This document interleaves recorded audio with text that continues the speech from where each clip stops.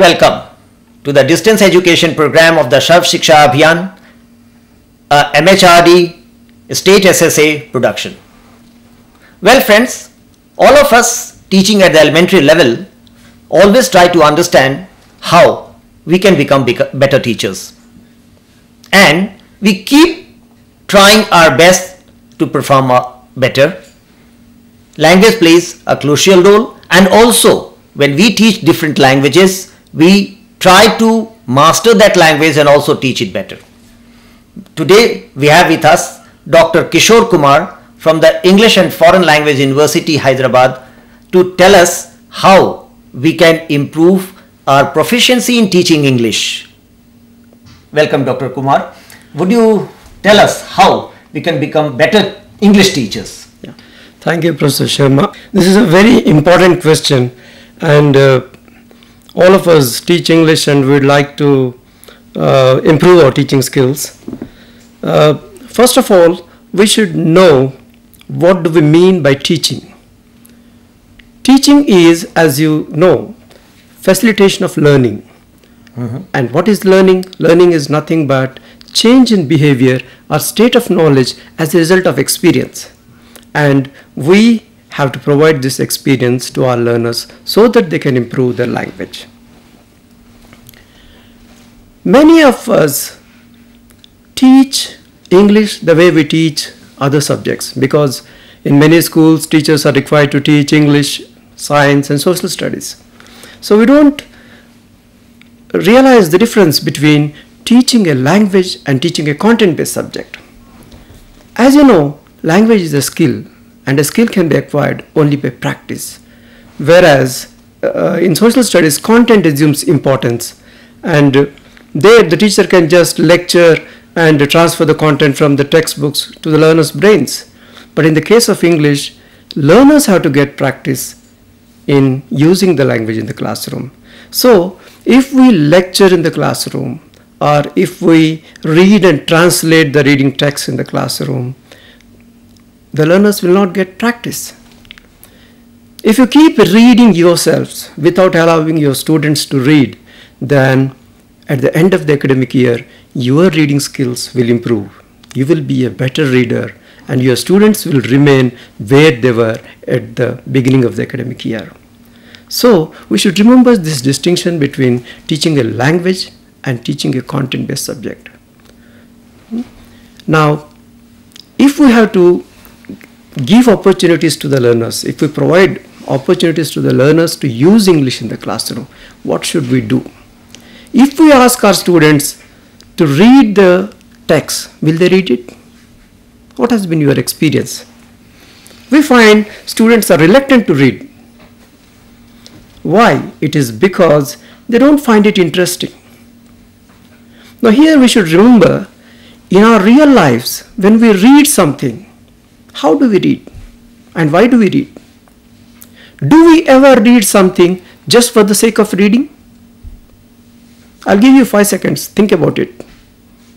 Can you think of one example where you read just for the sake of reading? I'm sure you cannot find even a single example, because we either read for pleasure or for information. And how can we expect our students to read if we don't provide a purpose for reading the text? You must do something to arouse their curiosity and to make them want to read the text.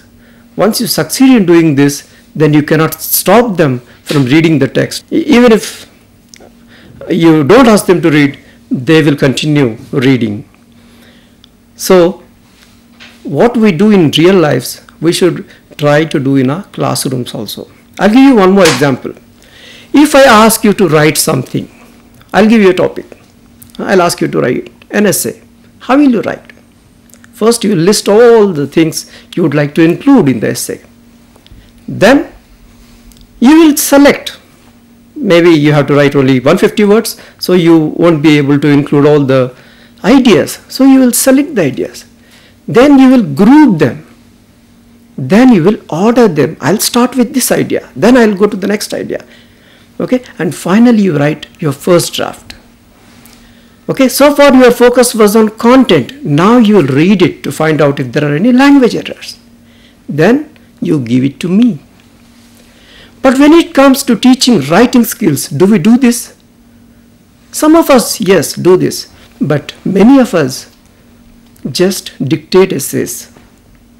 Expect the students to memorize these essays and reproduce these essays in the examinations. If we want to really help our students improve their language skills, we need to give them real life-like activities.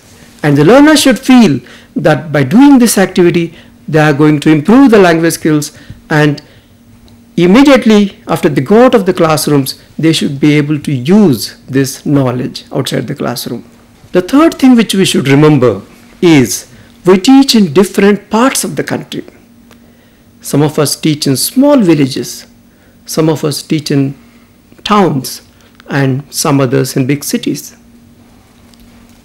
Now, in small villages, English is like a foreign language. In towns, maybe it's like a second language.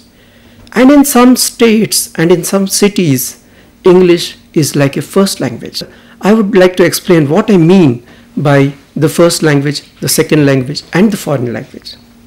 By first language, what I mean, the language which is used in all the domains. There is no domain restriction. It is used at home, it is used in schools, colleges, and for business purposes. Second language is the language which is not used at home, but which is used in schools, colleges, and for business purposes. Whereas a foreign language is a language which is not used at home, not used in schools and colleges, and which is not used for business purposes or for official purposes. Though we say English is a second language in our country, there are many places where English is like a foreign language. Our learners don't get a chance to listen to English sounds because English is not at all used in their surroundings, in their environment. So, the role of the teacher in such situations is much more than the role of the teacher in a city. In a city, they come with a lot of English. The students already have language proficiency, whereas in rural areas, you need to help them more. Then you may want to ask me how to teach these learners. Is there anything called the best method of teaching English? Let me tell you, there are no good or bad methods of teaching English. All methods are good, but you have to decide what techniques you would like to use with your group of learners. No one can decide that for you. In the past, when people went to training colleges, they were told this is how you need to teach reading skills. This is how you need to teach writing skills. But nowadays, we say the teacher has to make decisions because the group you teach is very different from the group I teach. And another important thing we should remember is English is like any other language. It's a tool for communication. When we speak in our language, we make mistakes. And when we make mistakes in our language, we don't feel sorry about that. And in order to learn a language, you need to practice. Our learners need to practice. And if you expect them to practice, they will also make mistakes in the process. So when they make mistakes, instead of scolding them, instead of criticizing them, instead of underlying, if they write something and underlying all the errors with red pen, it's better to make a mention of the mistakes they make, and then you can address these problems later in the next classes. You should always encourage them to use English in the classroom. Let them practice. Only when they practice, they can improve their language. And finally, I would like to say, you must be a very friendly person.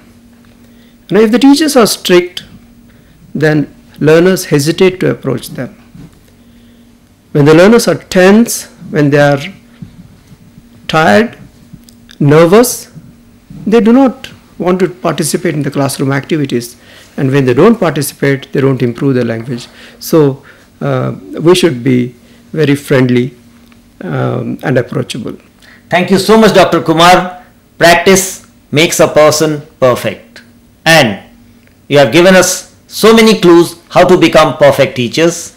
We must practice our own language to be able to teach in that language perfectly well, and also make our learners make use of that language in various contexts to be perfect learners of that language, perfect users of that language. I hope all my colleagues in various schools of the country would practice this and become better teachers and help students become better learners. Thank you so much. Thank you very much.